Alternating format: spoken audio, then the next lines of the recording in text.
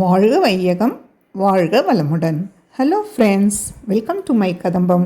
அனைவருக்கும் வணக்கம்.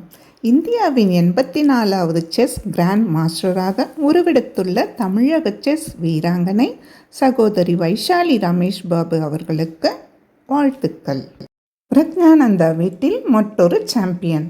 இந்தியாவின் 84வது கிராண்ட் மாஸ்டர் ஆகிறார் வைஷாலி ரமேஷ் பாபு. இந்தியாவில் கோனோரு ஹம்பி மற்றும் ஹரிகா துரோனாவல்லிக்கு பிறகு வைஷாலி ரமேஷ் பாபு தான் இப்போது இந்தியாவின் 3வது பெண் கிராண்ட் மாஸ்டர் ஆவார்.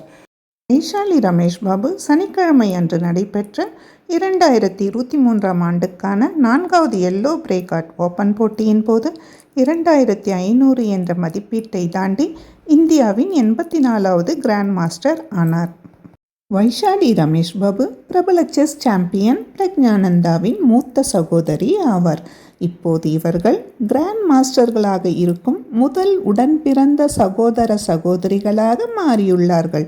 வைஷாலி தனது 2வது சுற்றில் துருக்கிய நாட்டை சேர்ந்த எஃப்எம் டேமர் டாரிக் செல்பஸ் என்பவரை தோற்கடித்து வெற்றி பெற்றுள்ளார்.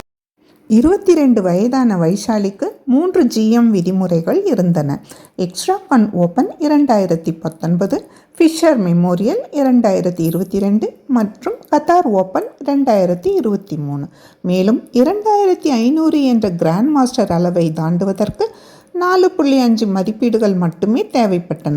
இவர் இப்போது 2501.5 நேரடி மதிப்பீட்டில் பெண்கள் தரவரிசையில் தற்போது உலகின் 11வது இடத்திலும் இந்தியாவின் 2வது இடத்திலும் உள்ளார்.